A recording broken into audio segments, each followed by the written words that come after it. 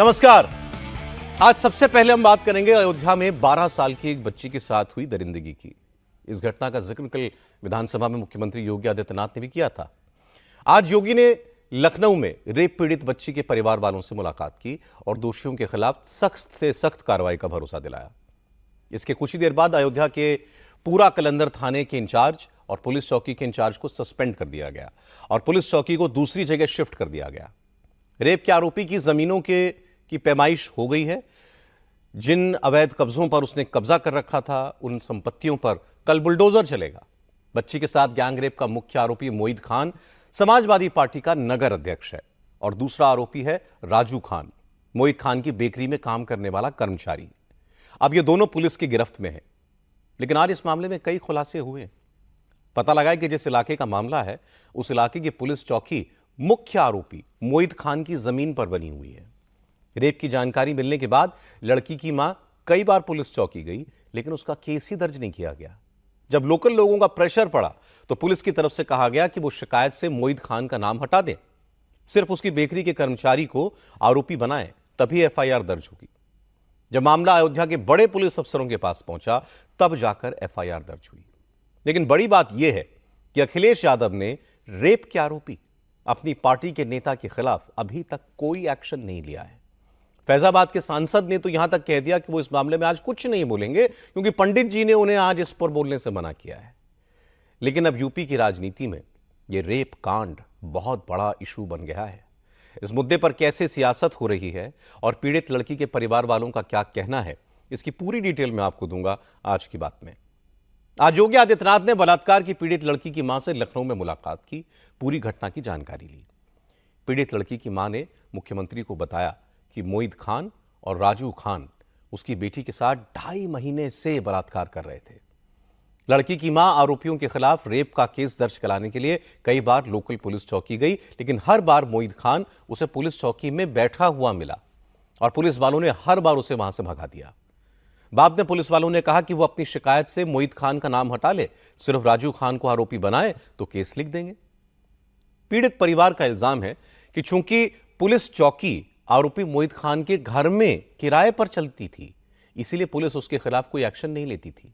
उसने जमीनें कब्जे कर रखी हैं, वो लोगों के साथ जुल्म करता है, लेकिन पुलिस खामोश रहती है। इसके बाद योगी पीड़ित लड़की की मां को कड़ी कार्रवाई और इंसाफ का भरोसा दिया उन्होंने, और थोड़ी देर में एक्शन शुरू भी हो गया। पूरा कलंदर के थाना इंचार्ज, भदरसा के चौकी इंचार्ज, इन दोनों को सस्पेंड कर दिया गया है। योगी आदित्यनाथ ने मोईद खान की प्रॉपर्टीज की जांच का भी आदेश दिया है, क्योंकि मोईद खान पर तालाब और सरकारी जमीनों पर अवैध कब्जे का इल्जाम है। रेवेन्यू डिपार्टमेंट ने भी मोईद की जमीनों की पैमाइश शुरू कर दी है और अब उसकी अवैध संपत्तियों पर बुलडोजर चलाने की तैयारी हो रही है। पीड़ित लड़की की मां को योगी आदित्यनाथ से मिलवाने ले आए अयोध्या के बीकापुर से बीजेपी विधायक अमित सिंह ने बताया कि योगी आदित्यनाथ ने पीड़ित परिवार को आर्थिक मदद का भी भरोसा दिया है। हम माननीय मुख्यमंत्री से हमारे विधानसभा बीकापुर के अंतर्गत नगर पंचायत भरतकुंड भदरसा में कुछ दिन पूर्व एक बिटिया के साथ दुष्कर्म की घटना हुई थी। तो आज माननीय मुख्यमंत्री से हम लोग मिले। माननीय मुख्यमंत्री जी ने परिवार को आश्वस्त किया कि हम लोग उत्तर प्रदेश सरकार पीड़िता को 100% न्याय दिलाएगी और आदरणीय योगी जी के नेतृत्व में निरंतर न्याय दिलाने का काम हो रहा है। और इसके साथ साथ माननीय महाराज जी ने यह भी आश्वस्त किया कि पीड़िता परिवार को आर्थिक सहायता की भी जरूरत होगी, वो भी उत्तर प्रदेश सरकार कराएगी और इस सरकार में सबको न्याय मिल रहा है। तो निश्चित ही हमारी विधानसभा भी इसको न्याय मिला है, आगे भी मिलता रहेगा। महाराज जी ने जो आश्वासन दिया है और उचित न्याय का, उसके बाद पीड़िता की मां संतुष्ट है? हाँ बिल्कुल, पीड़िता की मां तो हमारे साथी थी, वो बिल्कुल संतुष्ट है। वो पहले भी संतुष्ट थी। माननीय महाराज जी ने, माननीय मुख्यमंत्री ने कल ही सदन में अवगत कराया, अपराधी कोई भी हो, अपराधी होता है और अपराधी के विरुद्ध जो भी कार्रवाई उचित होगी उत्तर प्रदेश सरकार कर रही है, आगे भी करती रहेगी। और पीड़िता की मां संतुष्ट। महाराज जी ने यह भी कहा कि तुम्हें जो भी जरूरत होगी उत्तर प्रदेश सरकार आपको मुहैया कराने का काम करेगी। गैंगरेप और ब्लैकमेलिंग का यह मामला अयोध्या की भदरसा नगर पंचायत का है। यहां रहने वाली अति पिछड़ी जाति की एक 12 साल की बच्ची का इल्जाम है कि समाजवादी पार्टी के लीडर मोईद खान और उसके वर्कर राजू खान ने बेकरी प्रोडक्ट देने के बहाने उसे बेकरी में बुलाया, उसके साथ बारी बारी से रेप किया, रेप का वीडियो भी बनाया। पीड़ित लड़की का कहना है कि दोनों आरोपी वीडियो को सर्कुलेट करने की धमकी देकर पिछले 2.5 महीने से उसके साथ बलात्कार कर रहे थे। एक बार तो उसे रात भर बेकरी में रखा।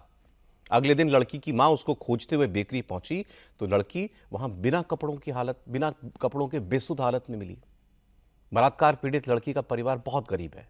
उसके पिता का 2 साल पहले निधन हो गया था। घर में मां के अलावा एक भाई है, 4 बहनें हैं। पीड़ित लड़की 4 बहनों में सबसे छोटी है। मां बेटियां मेहनत मजदूरी करके घर का खर्च चला रहे थे। मां ने बताया कि जब उसे अपनी बेटी बेकरी में मिली तो उसे अस्पताल लेकर के गई और जांच के बाद पता चला कि 12 साल की लड़की प्रेग्नेंट है। तब उसे रेप की जानकारी हुई। मां ने कहा कि बेटी के साथ जुल्म करने वालों को फांसी की सजा होनी चाहिए। तो वही राजू मोहित रहे कहीं यहाँ तो बस पापा ले जा तो पापा जोन बाटे राजू भी रहे मोहित तो सब वीडियो बनाए के ओके बाद मैंने फिर हमारे बिटिया लेके आए तो पूछे 1-2 महीने के बाद का भवा तो कहीं कि जन वैसे ऐसे राजू मोहित करे हैं जांच कराएं। जांच पे निकला 2 महीने का लड़का।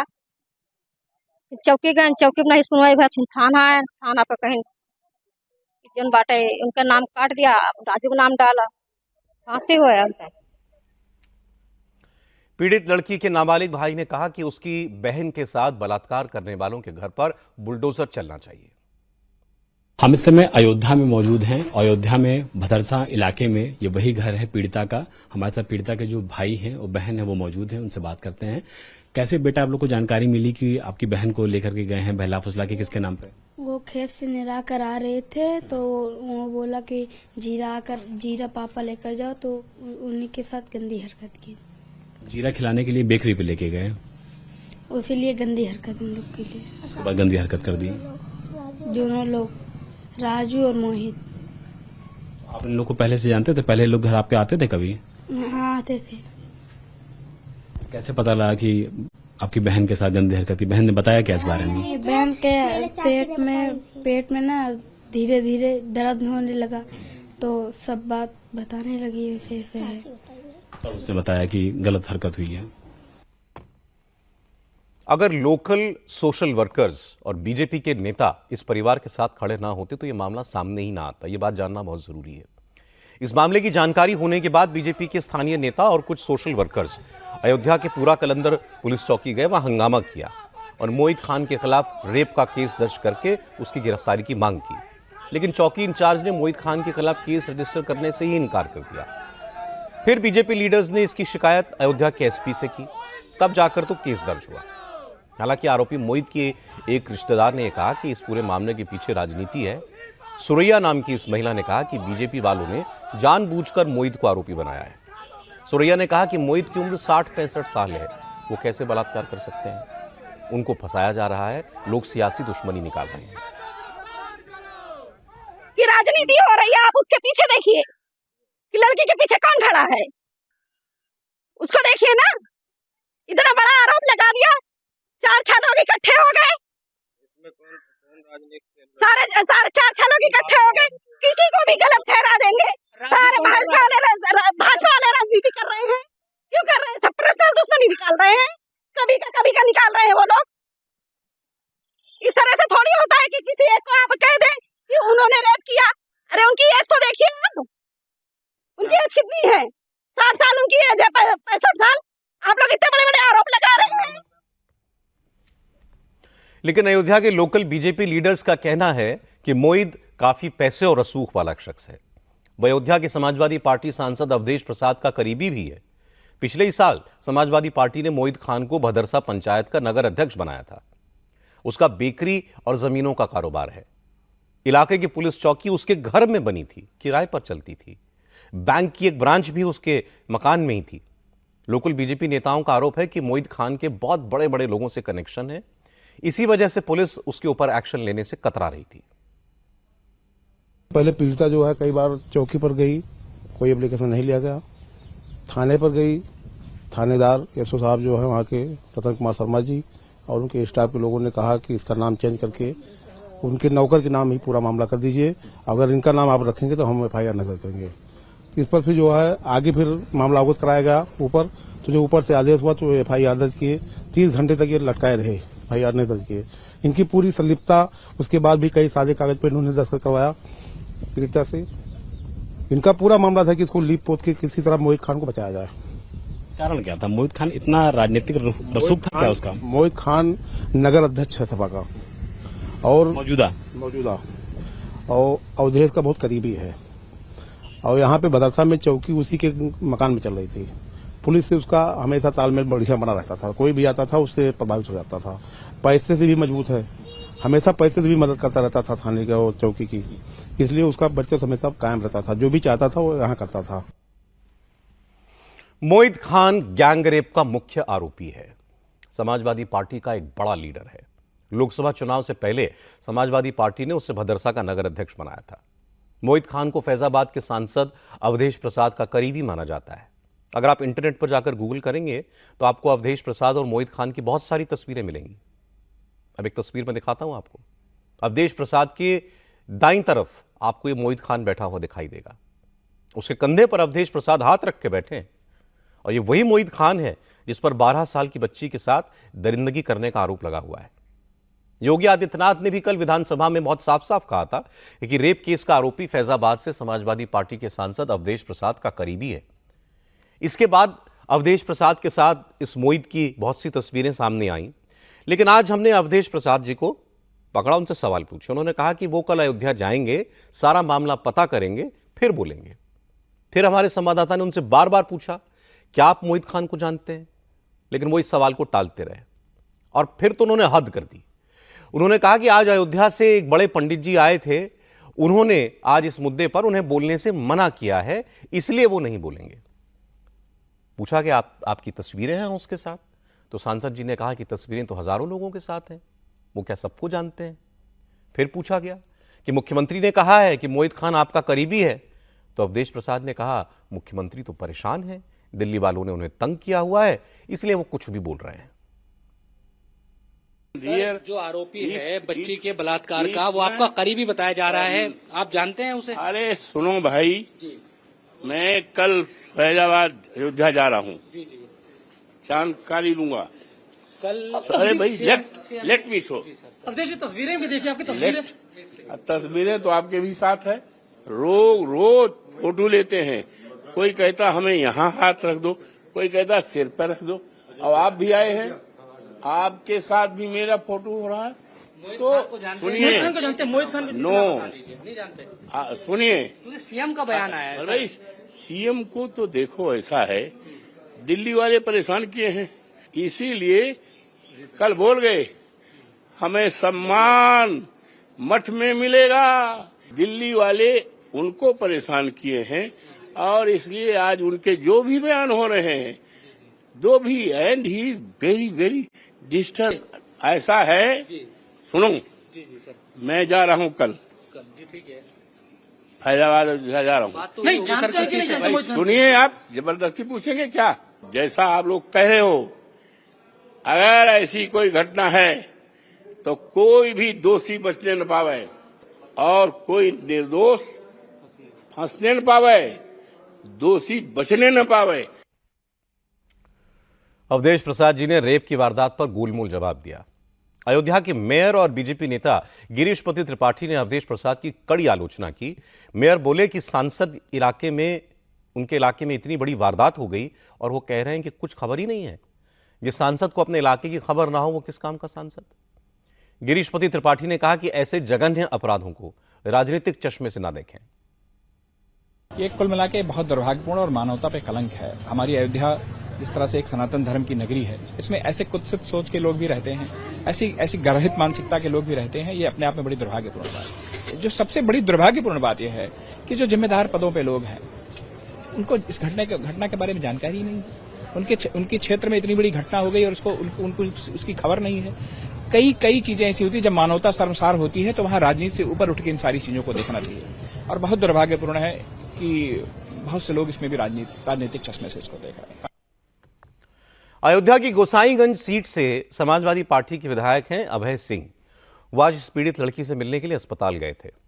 अभय सिंह राज्यसभा के चुनाव में बीजेपी के कैंडिडेट को वोट देने के बाद से समाजवादी पार्टी से दूर हो गए हैं। पीड़िता से मुलाकात के बाद उन्होंने कहा कि अखिलेश यादव दिन रात पीडीए करते रहते हैं, वो सब धोखा है। रेप की इस घटना से अखिलेश यादव के पीडीए की पोल खुल गई है। लेकिन इनका पीडीए धोखा नजर आता है। वो सिर्फ एक जाति विशेष के लिए है, एक धर्म विशेष के लिए है। उस जाति विशेष के, धर्म विशेष के आदमी अपराध करें तो कोई बात नहीं है, बाकी फिर पीडीए चलता है, उनको पूरा संरक्षण है। लेकिन हैरानी की बात यह है कि जब चौकी में पहुंचती है पीड़िता तो कार्रवाई नहीं होती, क्योंकि चौकी आरोपी के घर में ही हुआ करती है। इसीलिए तो मैं माननीय मुख्यमंत्री जी को बधाई और धन्यवाद दे रहा हूं कि उन्होंने पूरी चौकी को वहां से हटाने का काम किया, उनपे और दोषी पुलिसकर्मियों के खिलाफ कार्रवाई करने का काम किया, और इसमें और लगातार जांच चल रही है। और यहाँ पे ये भी पता चला कि ये कोई पहली घटना नहीं थी। इस तरीके से उन लोगों ने और भी घटनाएं की हैं जिनकी आवाज नहीं सुनी गई, तो वो भी जांच होगी, उन पर भी कार्रवाई होगी। लेकिन अखिलेश यादव ने खुद इस मुद्दे पर चुप्पी साध रखी है। पार्टी के दूसरे नेताओं को मैदान में उतारा हुआ है। समाजवादी पार्टी के विधायक रविदास मेहरोत्रा ने कहा कि प्रयागराज रेप केस में आरोपी बीजेपी का नेता था, तब तो प्रशासन ने ऐसी फुर्ती नहीं दिखाई। रविदास मेहरोत्रा ने कहा कि बच्चियों के साथ दुराचार के किसी भी मुजरिम को बख्शा नहीं जाना चाहिए, लेकिन किसी बेगुनाह को बेवजह तंग भी नहीं किया जाना चाहिए। इसका निर्णय समाजवादी पार्टी के राष्ट्रीय अध्यक्ष माननीय अखिलेश यादव जी करेंगे। लेकिन हमारा कहना यह है कि जो भी अपराधी हो, अगर उसकी जांच हो और वो सही पाया जाए कि उसने अपराध किया है, उसने किसी बच्ची के साथ दुराचार किया है, तो उसको दंड मिलना चाहिए। लेकिन किसी विद्वेष, किसी बदले की भावना से कार्रवाई न हो, इसकी पूरी जांच हो, और जो लोग भी छोटी बच्चियों के साथ, बेटियों के साथ दुराचार करते हैं, उन्हें गिरफ्तार होना चाहिए, उनको दंड मिलना चाहिए। लेकिन पूरे प्रदेश में जंगल माफिया, गुंडा राज कायम हो गया है। प्रयागराज में भी एक ऐसे ही घटना हुई और उसमें भी भारतीय जनता पार्टी के नेता शामिल थे। तो हम लोगों का कहना है कि जो भी अपराध करे उसको दंड मिलना चाहिए। आरोपियों ने लड़की के साथ रेप किया, उसका वीडियो बनाया, उसे ब्लैकमेल किया, लगातार उसके साथ बलात्कार करते रहे। ये लड़की खुद बताती है, और इसके बाद किसी और सबूत की जरूरत क्या है। लेकिन हैरानी की बात यह है कि इतना सब होने के बाद भी समाजवादी पार्टी के नेता आरोपी को, इस पूरे मामले को राजनीतिक रंग देने की कोशिश कर रहे हैं।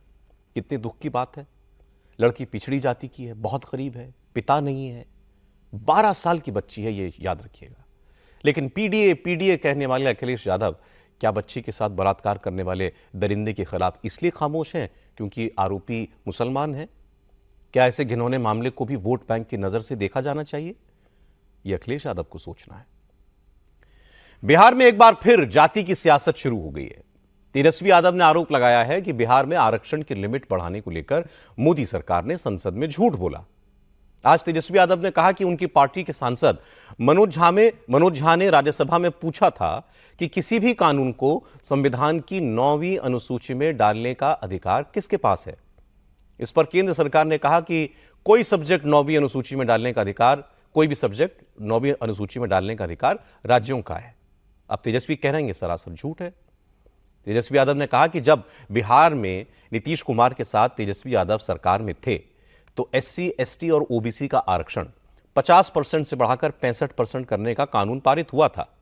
उसके बाद ही उन्होंने केंद्र सरकार से मांग की थी कि इन कानूनों को संविधान की 9वीं अनुसूची में डाल दें, जिससे बिहार में आरक्षण की इस नई लिमिट को अदालत में चैलेंज नहीं किया जा सकेगा। लेकिन मोदी सरकार ने ऐसा नहीं किया और अब संसद में झूठ बोल दिया।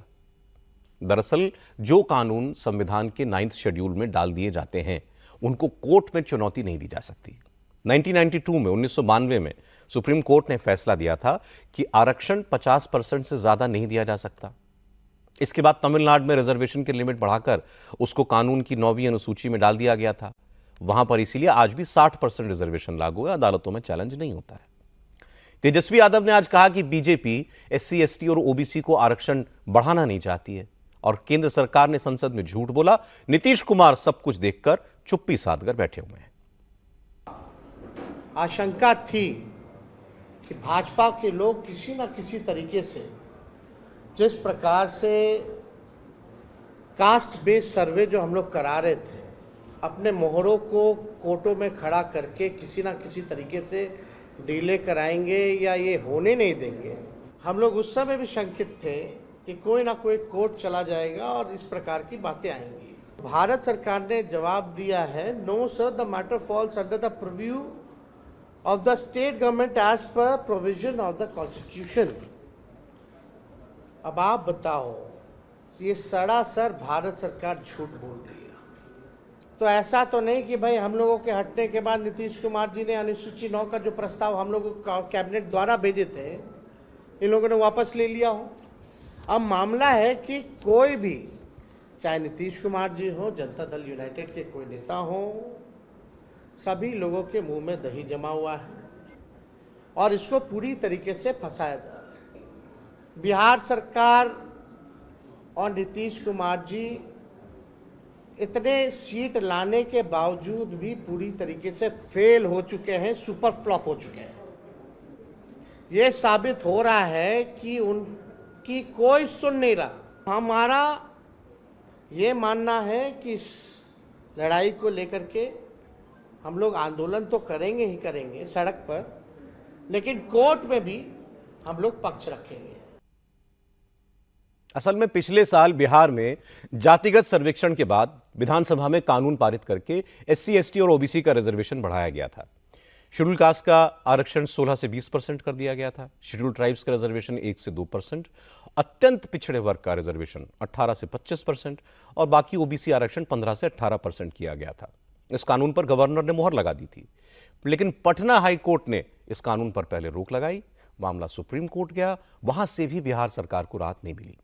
हालांकि अभी सुप्रीम कोर्ट में इस मामले पर सुनवाई पूरी नहीं हुई है। इस बीच बीजेपी ने कहा है कि तेजस्वी यादव खुद संविधान विरोधी हैं। बिहार के डिप्टी CM विजय सिन्हा ने कहा कि बीजेपी हमेशा आरक्षण बढ़ाने का सपोर्ट करती आई है। अब तेजस्वी यादव ये बताएं कि वो अपने परिवार का आरक्षण कब खत्म करेंगे। तेजस्वी यादव जी संविधान विरोधी है। ये संवैधानिक संस्था का सम्मान नहीं करते हैं।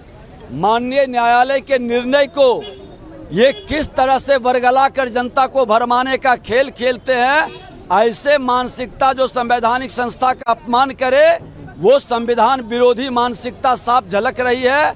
अरे हम तो हमेशा आरक्षण के समर्थन में रहे, लेकिन आप परिवारवाद के आरक्षण से कब मुक्त करेंगे पार्टी को? जो पार्टी के अंदर अपने परिवार के आरक्षण से मुक्ति नहीं दे सकता, वो समाज के आरक्षण की बात कैसे कर सकता है? सुप्रीम कोर्ट जाने की बात कर रहे हैं, तेजस्वी जाएंगे, कह रहे हैं JDU एक्सपोज हो गया है। सुप्रीम कोर्ट के निर्णय को ये सम्मान नहीं करते हैं और माननीय न्यायालय संवैधानिक संस्था का हमेशा ये विरोध करके जनता को भरमाने का खेल खेलते हैं। इनका संविधान विरोधी मानसिकता साफ झलक रही है। विजय सिन्हा के बाद बिहार के दूसरे डिप्टी CM सम्राट चौधरी भी बोले। उन्होंने भी कहा कि बीजेपी आरक्षण की लिमिट बढ़ाने के फेवर में है और तेजस्वी यादव बिहार की जनता को भरमा रहे हैं, वो बंद करें। कल भी हम आरक्षण के समर्थक थे और आज भी हम समर्थक हैं। लालू प्रसाद जी बताए या कांग्रेस पार्टी ये बताए कि उसने किसको आरक्षण दिया है। आज तक के लोकतंत्र में ना कांग्रेस पार्टी ने किसी को आरक्षण दिया और ना लालू प्रसाद जी ने किसी को आरक्षण दिया। इनको कोई नैतिक अधिकार नहीं है। आज बिहार में इस मुद्दे पर सियासत बढ़ेगी। तेजस्वी यादव कहेंगे कि अगर राज्य सरकार को अपने बनाए कानून को संविधान की 9वीं अनुसूची में डालने का अधिकार है तो नीतीश कुमार की सरकार आरक्षण का कोटा बनाए जाने को 9वीं अनुसूची में डाले। उनकी पार्टी इसका सपोर्ट करेगी। कांग्रेस भी इस मामले में आरजेडी के साथ होगी। लेकिन राहुल गांधी को फिलहाल दूसरी टेंशन है। राहुल गांधी को फिक्र है ईडी की रेड की। अब मैं आपको बताता हूं। राहुल गांधी ने कल रात 1:52 पर ट्विटर पर एक पोस्ट किया जिसमें उन्होंने लिखा कि उनका चक्रव्यूह वाला भाषण 2 in 1 को पसंद नहीं आया। ईडी के एक इनसाइडर ने उनको यह बताया है कि उनके खिलाफ ईडी रेड की प्लानिंग की जा रही है। राहुल गांधी ने लिखा कि वो चाय और बिस्किट के साथ ईडी के अफसरों का अपने घर पर इंतजार करेंगे। इस पोस्ट में राहुल ने जिस 2 in 1 की बात की है उसमें उनका इशारा प्रधानमंत्री नरेंद्र मोदी और होम मिनिस्टर अमित शाह की तरफ है। राहुल गांधी ने बजट की चर्चा में महाभारत के चक्रव्यूह का जिक्र किया था। बीजेपी के नेताओं की तुलना कौरवों से की थी। इसके बाद राहुल गांधी ने आज ईडी की रेड की आशंका जताई है। तो इस पर पॉलिटिक्स तो होगी ही। सबसे पहले बीजेपी के सांसद निशिकांत दुबे बोले, क्योंकि राहुल 2 दिन से वायनाड में थे और उन्होंने वायनाड से ही ट्वीट किए। इसीलिए निशिकांत दुबे ने कहा कि वायनाड में जो आपदा आई है वो कुदरती थी, लेकिन जिस तरह सैकड़ों लोगों की जान गई उसकी जिम्मेदार केरल की सरकार और वायनाड के पूर्व सांसद राहुल गांधी हैं। अपीजमेंट की राजनीति की वजह से चेतावनी के बावजूद उन इलाकों के लोगों को रिलोकेट नहीं किया गया जहां पर खतरा था। आपदा के सबसे ज्यादा शिकार वहां रहने वाले मुसलमान ही हुए हैं। अब राहुल गांधी को वहां पहुंचकर सच दिख गया है, इसीलिए वो लोगों का ध्यान इस इशू से डाइवर्ट करना चाहते हैं, वरना वायनाड में वो वहां के पीड़ितों की चिंता करते, ईडी की बात क्यों करते। अपने मुंह मियां मिठो, ईडी तो चोर के ऊपर रेड करती है ना, भ्रष्टाचारी के ऊपर रेड करती है। यदि उनको लगता है कि उन्होंने भ्रष्टाचार किया है तो ईडी रेड करेगी, लेकिन यदि उन्होंने भ्रष्टाचार नहीं किया है तो ईडी किस बात के लिए रेड करेगी। कारण यह है कि वायनाड में कांग्रेस के कार्यकर्ता फेल हो गए हैं, कांग्रेस फेल हो गई है, कांग्रेस की नीतियां फेल हो गई हैं, और जो इंडी गठबंधन है उसकी सरकार है। आज यदि भारत सरकार नहीं होती तो वायनाड में जो है लोगों का जान नहीं बचता। जिस आरएसएस को गाली दे रहे हैं वो आरएसएस के वॉलंटियर उसमें लगे हुए हैं। तो उनको जो है वायनाड के मुद्दे को भटकाना है, और वायनाड में जो गलतियां हैं, जो यहां से नेशनल डिजास्टर एनडीएमए ने जो कहा, या कस्तूरी रंगन रिपोर्ट ने जो कहा, या गाडगिल रिपोर्ट ने जो कहा कि वहां के लोगों को डिस्प्लेस करना है, केवल मुस्लिम वोट बैंक की राजनीति के कारण उन लोगों को विस्थापित नहीं किया, और नहीं विस्थापित करने के कारण कम से कम 300 से लोगों ऊपर से लोगों की जो है मौत हो गई है। तो जब वायनाड से उनको ध्यान भटकाना है तो एक बड़ा निशाने से ऊपर मारो, नहीं तो बार खाली जाएगा। तो उन्होंने अलग से वायनाड के अलावा वायनाड में आज आदमी बचेगा कि नहीं बचेगा ये विषय होगा कि ईडी मेरे ऊपर रेड कर रही है। जब ईडी रेड करेगी तो बताना भैया, लीडर ऑफ द अपोजिशन हो। तो इसीलिए उनकी बात को सीरियस लेने की आवश्यकता नहीं है। मुझे लगता है कि ये कांग्रेस की जो ये गोल पोस्ट चेंज करने की आदत है, और राहुल गांधी जो दूसरा केजरीवाल का जो दूसरा रूप है कि जिसका कोई अता पता नहीं, कुछ भी बोल दे, राहुल गांधी उसी के एक उदाहरण बनते जा रहे हैं। बिना किसी बैकग्राउंड के राहुल गांधी ने अचानक ईडी रेड की आशंका जताई, इसलिए कांग्रेस के नेता भी इसके लिए तैयार नहीं थे। अब क्योंकि राहुल ने लाइन तय कर दी थी, इसलिए सारे नेता उसी लाइन पर बोलने लगे। गौरव गोगोई ने यह तो नहीं बताया कि राहुल गांधी के इस बयान के क्या मायने हैं, लेकिन उन्होंने कहा कि लोकसभा में भाषण के बाद राहुल गांधी की पॉपुलैरिटी बढ़ गई है, सरकार को उनसे डर लग रहा है, इसलिए वो उनके खिलाफ साजिश रच रही है। उनका जो भाषण था बहुत दमदार और बहुत प्रभावशाली, और देश के हर कोने में वो भाषण लोगों के मोबाइल और टीवी में गूंज रहा था। और निश्चय ही ये केंद्र सरकार अब उनकी आवाज़ को दबाने की कोशिश करने की एक साजिश रच रही है। उनके हर साजिश से मुकाबला करने के लिए कांग्रेस पार्टी तैयार है। राहुल गांधी ने अपने ट्वीट में ईडी रेड की जानकारी ईडी के इनसाइडर से मिलने की बात लिखी। इसलिए केंद्रीय मंत्री गिरिराज सिंह ने राहुल गांधी को चैलेंज किया कि अगर उनमें हिम्मत है तो उस अफसर का नाम बताएं जिसने उन्हें यह जानकारी दी है। गिरिराज सिंह ने कहा कि राहुल गांधी इस तरह के पोस्ट लोगों को डाइवर्ट करने के लिए कर रहे हैं ताकि उन्हें अपनी जाति ना बतानी पड़े। मैं समझता हूं देश का दुर्भाग्य है जो राहुल गांधी संवैधानिक पद पर एलओपी हैं। सदन चल रहा है, सदन के अंदर तो झूठ बोलते ही हैं, सदन के बाहर भी भ्रम फैलाने का काम किए हैं। उन्हें चुनौती देता हूं कि वो बताएं कि कौन अधिकारी उनको फोन किया है। ये शर्मिंदित हैं, दुनिया से जात का पूछते, अपना जात बचाने से भाग रहे हैं। ये शर्मिंदित होकर के दुनिया में भ्रम फैलाने का काम, इससे बड़ा झूठा कोई आज तक एलओपी नहीं पैदा लिया है। गिरिराज सिंह ने राहुल गांधी पर सवाल उठाए तो इंडिया अलायंस की दूसरी पार्टियां उनके सपोर्ट में आईं।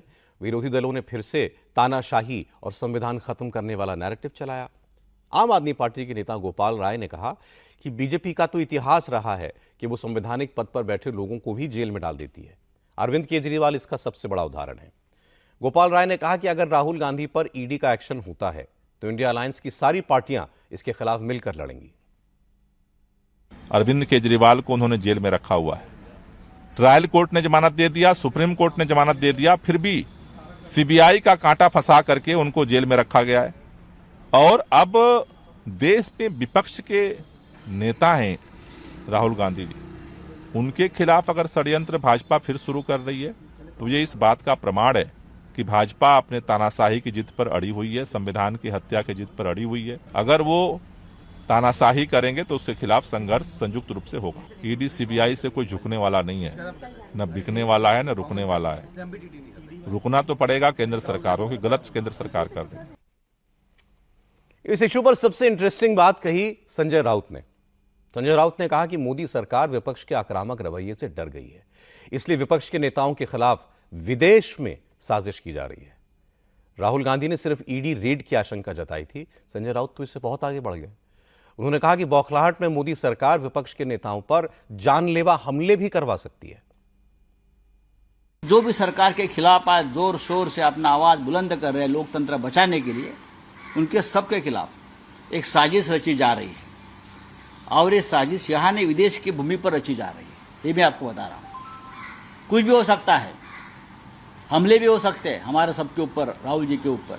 मैं इतना कह सकता हूं क्योंकि 1 महीने से जिस तरह से हम सभी लोगों ने राहुल जी के नेतृत्व में दिल्ली में इस सरकार की धज्जियां उड़ाई है, सरकार की नींद उड़ गई। और ये फिर एक बार ये सब गैर कानूनी काम मिसयूज ऑफ सेंट्रल एजेंसीज करके या गुंडों की मदद लेकर हम सब पर हमले हो सकते हैं। जनता दल यूनाइटेड के नेता और केंद्रीय मंत्री ललन सिंह ने कहा कि राहुल कुछ भी कहते रहते हैं, उन्हें सीरियसली लेने की जरूरत नहीं है। ललन सिंह ने कहा कि राहुल गांधी ने अगर कुछ गलत नहीं किया है तो उन्हें ईडी की रेड से डर क्यों लग रहा है। ईडी छापा मारेगी किसी के यहाँ भी तो जो जैसा पाप करेगा उसका परिणाम उसको भुगतना पड़ेगा। अगर उन्होंने कोई पाप किया होगा तभी उनको संदेह होगा, क्योंकि अगर कोई पाप नहीं करेगा तो कहाँ होगा। हम लोग तो इतना दिन अलग रहे तो कहाँ हम लोग के यहाँ किसी ने छापा नहीं मारा। तो इसलिए मन के अंदर अगर कुछ है, उनको लगता है कि कुछ उनके पास गलत है जिस पर ईडी छापा मार सकती है, तो ये तो वो जाने, वो बता सकते हैं। हालांकि कांग्रेस की सांसद रंजीत रंजन ने कहा कि अब वक्त बदल गया है, संसद में विपक्ष अब कमजोर नहीं रहा, तानाशाही को अब बर्दाश्त नहीं किया जाएगा। मोदी सरकार राहुल गांधी को हाथ लगाकर तो दिखाए। राहुल जी ने लोगों को आगाह करने की कोशिश की है कि जो भी सरकार के खिलाफ, उनके भ्रष्टाचार को, उनकी पॉलिसी के खिलाफ और अनएम्प्लॉयमेंट की बात करेगा, अग्निवीर फेलियर है उसकी बात करेगा, बेरोजगारी की बात करेगा, उस पर गाज गिरती रही है और फिर से गिराने की कोशिश है। राहुल गांधी जी को पार्लियामेंट से डिस्क्वालीफाई किया गया, महीने के भीतर उनका घर खाली करा लिया गया, वो यात्रा कर रहे थे उनको डिस्टर्ब किया गया, आज फिर से उनको 60 घंटे ऑलरेडी पहले ईडी के पास बैठाया गया। बिल्कुल मैं कहूँगी कि आज भी एक बार फिर उन्होंने लोगों को आगाह किया है, लेकिन अब समय, वक्त और पार्लियामेंट बदल चुका है। अगर इस बार ये इस तरह की हरकतें करते हैं तो मुझे लगता है कि पूरा देश एक तरफ खड़ा है, ये मेजॉरिटी में नहीं है, ये भ्रम में है कि इस बार भी वो वही कर पाएंगे जो एक तानाशाह की तरह करते आए थे। एक बात पुरानी कहावत है, आपने सुनी होगी, सूत न कपास जुलाहों में लट्ठम लट्ठा। राहुल गांधी का ये ट्वीट ऐसा ही है। ईडी राहुल के घर रेड करने वाली है, ये सिर्फ राहुल गांधी जानते हैं। कब डालने वाली है ये भी राहुल को पता होगा। राहुल गांधी की सिर्फ आशंका जताने पर आज पूरे दिन सियासी बयानबाजी होती रही, आरोप प्रत्यारोप होते रहे। किसी ने तानाशाही की बात की, किसी ने संविधान खत्म होने की बात की। संजय राउत तो विदेशी साजिश वाला एंगल लेकर आ गए। जिस तरह के बयान आए उससे लगता है कि विपक्ष फिर पुरानी रणनीति पर लौटने की कोशिश कर रहा है कि कुछ हो ना हो हवा बना दो, सरकार पर इल्जाम लगाओ, मोदी को तानाशाह बताओ और जवाब सुनने से पहले भाग जाओ। आगे बढ़ते हैं। दिल्ली में सिविल लाइंस के खैबर पास इलाके में सैकड़ों घरों पर बुलडोजर चलने का खतरा मंडरा रहा है। लैंड एंड डेवलपमेंट ऑफिस के नोटिस और अनाउंसमेंट के बाद लोग दहशत में हैं। यहां रहने वाले रेजिडेंट्स को कल 24 घंटे की मोहलत दी गई थी और आज सुबह यह डेडलाइन खत्म हो जाएगी। नोटिस की डेडलाइन के हिसाब से कल इस इलाके में बुलडोजर चलना शुरू हो जाएगा। लैंड एंड डेवलपमेंट ऑफिस की इस कार्रवाई से लोग गुस्से में हैं। कल देर रात रेजिडेंट्स सड़क पर उतरे। पहले सिविल लाइंस पुलिस स्टेशन पर प्रोटेस्ट किया और फिर रिंग रोड पर जाम लगा दिया। पुलिस ने बाद में लोगों को वहां से हटाया। इस इलाके में झुग्गियां नहीं है, पक्के मकान हैं। पाकिस्तान से आए रिफ्यूजियों को यहां पर बसाया गया था और बहुत से परिवार ऐसे हैं जो 70-70 साल से यहां पर रह रहे हैं। इन मकानों में उनकी 4 पीढ़ियां निकल गई। जिस 32 एकड़ की जमीन पर ये मकान बने हैं वो LNDO की हैं। यहां रहने वाले लोग इसका किराया देते हैं, हाउस टैक्स देते रहे हैं बिजली का बिल भरते हैं, पानी का कनेक्शन उन्हें मिला है और अब अचानक सरकारी जमीन वापस ले रही है तो लोग नाराज हैं। इससे पहले मार्च में इस इलाके में बुलडोजर चलना था। उस वक्त हाईकोर्ट ने डिमोलिशन की कार्रवाई पर स्टे लगा दिया था, लेकिन अब वो स्टे हटा दिया गया है। 13 जुलाई को भी डीडीए ने पास के इलाके में बुलडोजर चलाकर एक सरकारी जमीन को खाली कराया था। अब कल इन मकानों पर बुलडोजर चल सकता है। एलएनडीओ के नोटिस के बाद लोगों की नींद उड़ी हुई है। उनका कहना है कि उन्हें अचानक 24 घंटे में घर खाली करने का नोटिस थमा दिया गया। अब एक दिन में वो घर कैसे खाली कर दें? वो घर जिसमें वो 50 बरस से रह रहे हैं। 24 घंटे में अपने परिवार को लेकर कहां चले जाएंगे? पूरी गृहस्थी उठाकर कहां जाएंगे?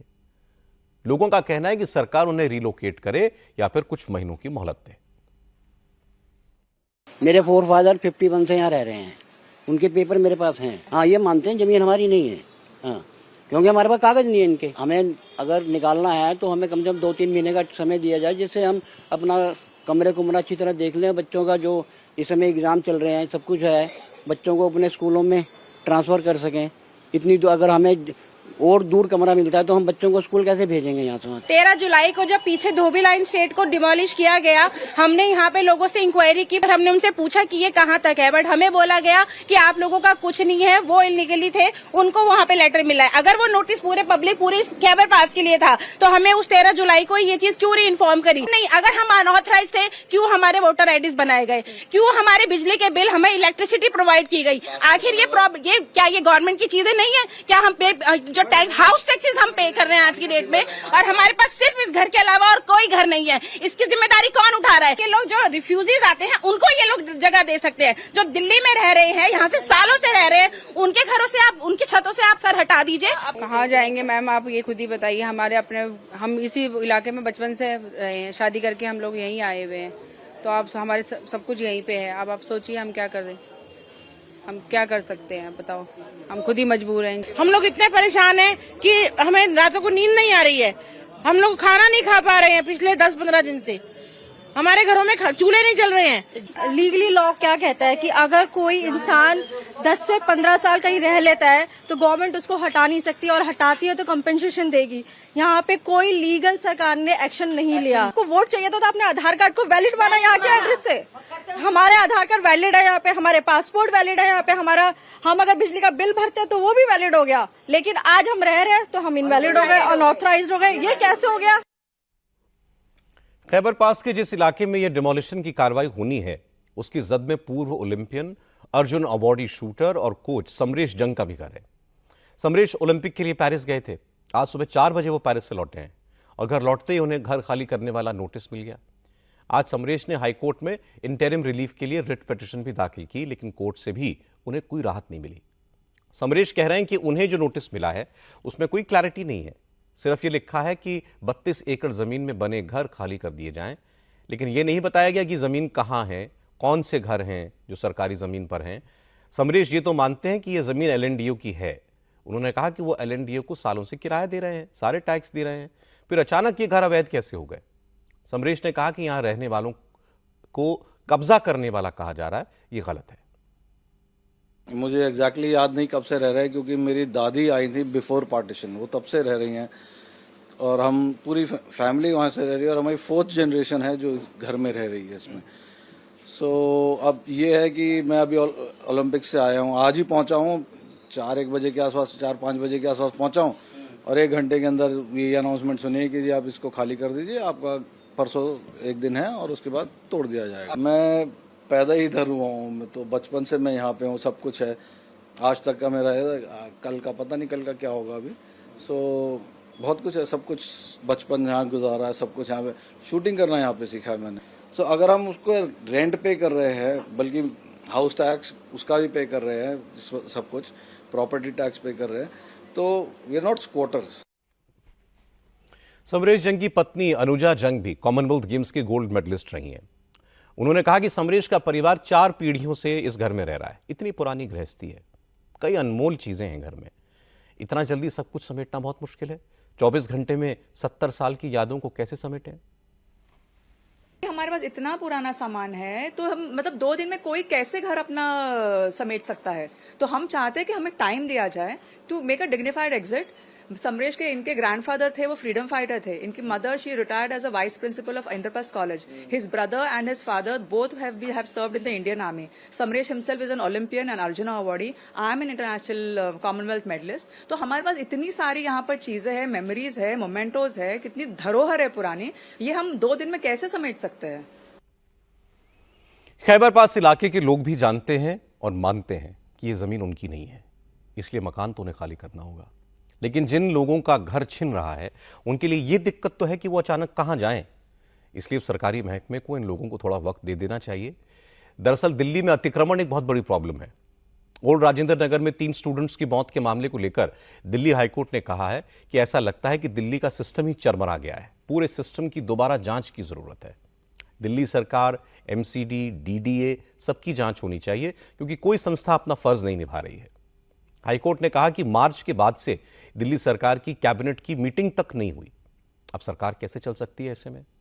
कोर्ट ने कहा कि दिल्ली के प्रशासकों को अपनी मानसिकता बदलनी चाहिए. अगर मानसिकता यह है कि सब कुछ मुफ्त है तो हर चीज मुफ्त नहीं हो सकती.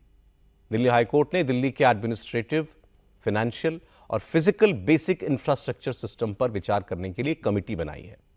ओल्ड राजेंद्र नगर में 3 छात्रों की बेसमेंट में डूबकर हुई मौत के केस की जांच हाईकोर्ट ने अब सीबीआई को दे दी है और सीवीसी को सीबीआई जांच की निगरानी का जिम्मा दिया है.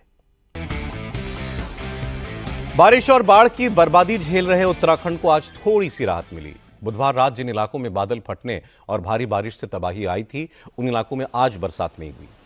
यही वजह है कि रिलीफ एंड रेस्क्यू ऑपरेशन ने आज थोड़ी रफ्तार पकड़ी. प्रशासन का सबसे ज्यादा फोकस केदारनाथ धाम और यात्रा के रूट में फंसे श्रद्धालुओं को निकालने पर है. लेकिन ये काम बहुत मुश्किल है क्योंकि सड़क टूट गई है, पुल बह गए हैं और पहाड़ों से पत्थर अब भी गिर रहे हैं. हालांकि सरकार का दावा है कि अब तक 5000 से ज्यादा तीर्थयात्रियों को सुरक्षित निकाल लिया गया है. हजारों श्रद्धालु ऊंचाई पर फंसे हुए हैं. अब उन्हें पहाड़ी पगडंडियों से नीचे लाया जा रहा है क्योंकि ब्रिज भी टूट गए हैं.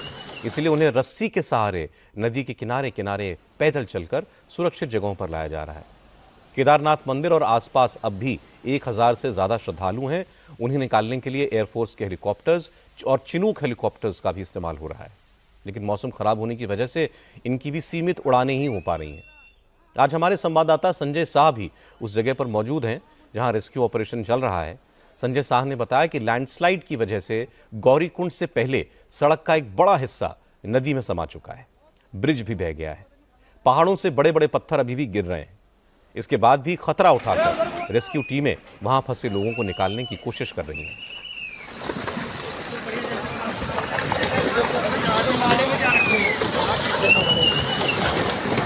इंडिया टीवी की टीम इस वक्त पहुंच चुकी है ग्राउंड जीरो पर, जहां पर सोनप्रयाग में आपदा आई हुई है. आप देख सकते हैं कि लैंडस्लाइड के बाद ये जो सामने की तस्वीरों में देख सकते हैं कि वहां पर एक पुल था जो कि लैंडस्लाइड के बाद पूरा का पूरा पुल बह गया और जो लोग पहाड़ के दूसरी तरफ से थे पुल के वो इधर फंस गए और उन सभी लोगों को एक रस्सी के सहारे आप देख सकते हैं कि एसडीआरएफ और एनडीआरएफ की टीम उनके साथ है और जो लोग फंसे हुए हैं उनको बहुत ही मुश्किल से दूसरी तरफ लाया जा रहा है कि किसी भी तरीके से वो लोग सुरक्षित जगहों पर पहुंच जाए. और बुधवार की रात जिस तरीके से मूसलाधार बारिश हुई उसके बाद नदी में इस तरह का उफान था और सामने से पूरा लैंडस्लाइड हुआ और लैंडस्लाइड के साथ बड़े बड़े बोल्डर गिरे जिसकी वजह से जो पुल था दोनों पहाड़ों को कनेक्ट करने वाला वो पुल पूरी तरीके से ध्वस्त हो गया, गिर गया, पानी में बह गया. उसके बाद दोनों तरफ लोग फंस गए हैं. तस्वीरों में आप देख सकते हैं कि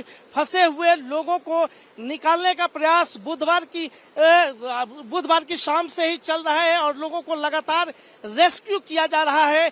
वो सामने जहां पर जो सड़क आप देख रहे हैं अभी भी इस वक्त देख सकते हैं तस्वीरों में लैंडस्लाइड हो रहा है. ऊपर से बड़े बड़े बोल्डर नीचे गिर रहे हैं और वहां पर भी लोग फंसे हुए थे. ये सड़क के बारे में हम आपसे जानना चाहेंगे कि ये सड़क की पूरी कितनी लंबाई थी जो कि लैंडस्लाइड में बह गई. यही एरिया है जो काफी बड़ा पैच था, करीब 350-400 मीटर का एरिया होगा. और कल इसके पहाड़ी के ऊपर से जहां से ये स्लाइडिंग शुरू हुई थी उसके ऊपर से जो लोग यात्री फंसे हुए थे उनको ले आया गया था. लेकिन आज ये थोड़ा और ऊपर बढ़ गया है जिसके कारण से वहां चढ़ने में समस्या हो रही है.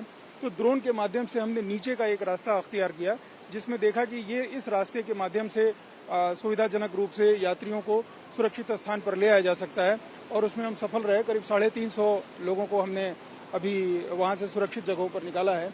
अभी भी पत्थर गिर रहे हैं, लेकिन जब पत्थर गिर रहे हैं तो रोक दिया जा रहा है और टोली वाइज हम यात्रियों को बाहर निकाल रहे हैं। जैसा कि एसडीआरएफ के कमांडेंट बता रहे थे कि ड्रोन कैमरों के जरिए रास्ता तलाश करके श्रद्धालुओं को यहां से निकाला जा रहा है। दरअसल प्रशासन के सामने दोहरी चुनौती है। ऊपर से पत्थर गिर रहे हैं, नीचे खाई में बह रही नदी में पानी पूरे उफान पर है। ऐसे में रेस्क्यू के काम में लगी इन टीम्स को इन श्रद्धालुओं को ऊपर से गिर रहे पत्थरों से भी बचाना है, नीचे रौद्र रूप धारण कर चुकी नदी से भी। इसी वजह से फंसे हुए लोगों को छोटे छोटे ग्रुप्स में आगे भेजा जा रहा है और फिर रस्सियों के सहारे उन्हें ऊपर लाया जा रहा है।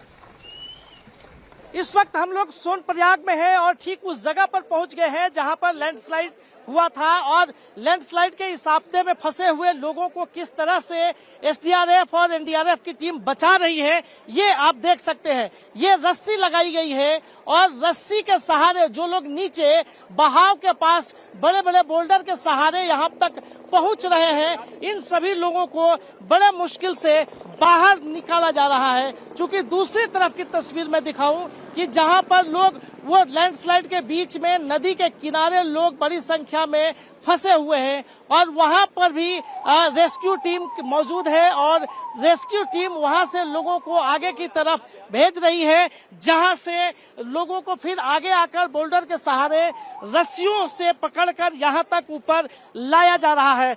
दूसरी तरफ की तस्वीर में दिखाऊं कि सामने जो रोड आप देख रहे हैं, यही रोड उधर से गौरीकुंड की तरफ से आने के लिए ये सड़क है और इसी सड़क से लोग आ रहे हैं और जब लैंडस्लाइड हुआ तो यही पूरी की पूरी सड़क बह गई। आप देख सकते हैं कि किस तरह से सड़क में दरार आई हुई है और कितने बड़े बड़े बोल्डर पहाड़ से नीचे गिरे हुए हैं।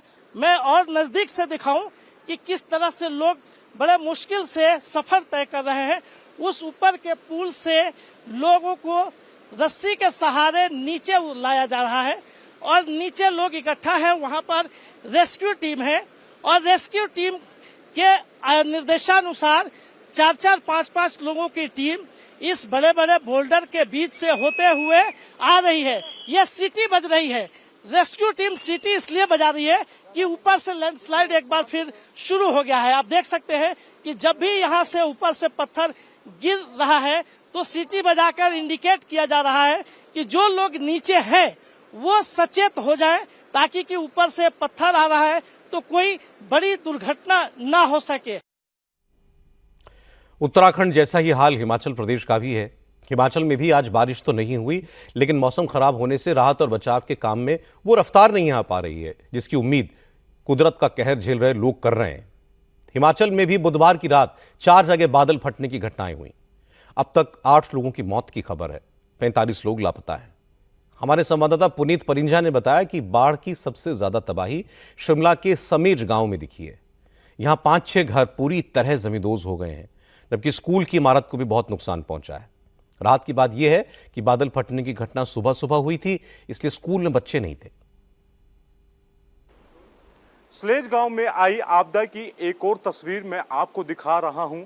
ये सरकारी स्कूल है जिसका काफी हिस्सा तो जो बह गया है, लेकिन अब ये मात्र 2 कमरों का ढांचा जो है वो बचा है और आगे क्योंकि गाद काफी ज्यादा है लिहाजा आगे जाना थोड़ा मुश्किल है। सामने आप देख सकते हैं कि फर्नीचर है, कुर्सियां पड़ी हैं और साथ ही खिड़कियों को तोड़कर आए बड़े बड़े पत्थर जो हैं वो भी आपको अंदर नजर आएंगे।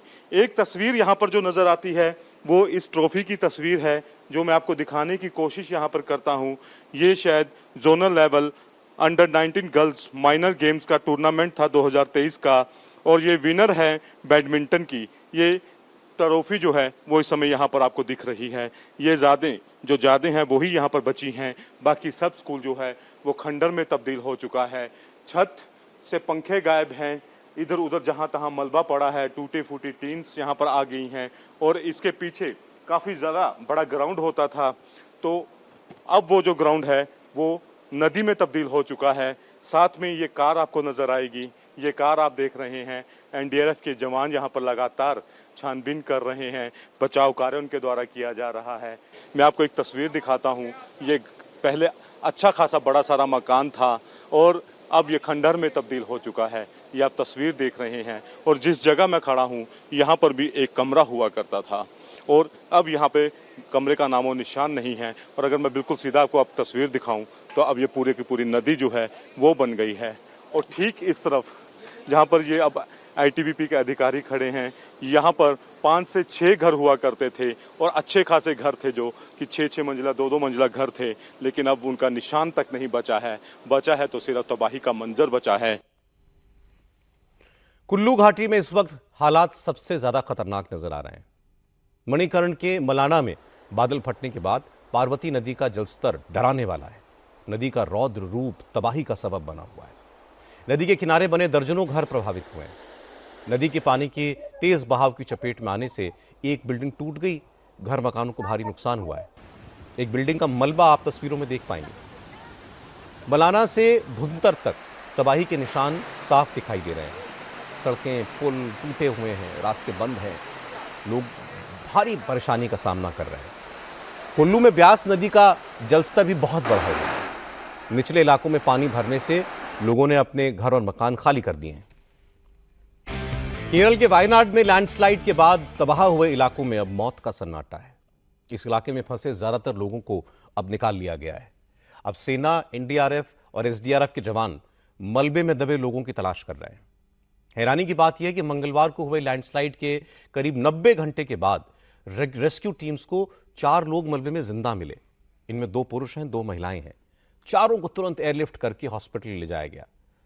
हालांकि वायनाड में इस तबाही का स्केल बहुत बड़ा है, इसलिए सर्च ऑपरेशन पूरा होने में अभी वक्त लगेगा। लैंडस्लाइड और बाढ़ से मरने वालों का आंकड़ा अब 210 तक पहुंच चुका है। वैसे वायनाड से आज एक अच्छी खबर भी आई। जिस बड़े मेकशिफ्ट पुल को बनाने की 3 दिन से कोशिश की जा रही थी, वो ब्रिज आखिरकार आज बन गया। आर्मी की इंजीनियरिंग कोर ने इस पुल को बनाया है।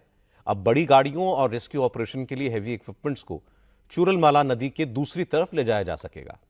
मद्रास इंजीनियरिंग ग्रुप की टीम ने चूरनमला और मुंडक्कई को जोड़ने वाले इस 190 फीट लंबे बेली पुल को बनाया है, जिसके बाद राहत और बचाव के काम में तेजी आई है।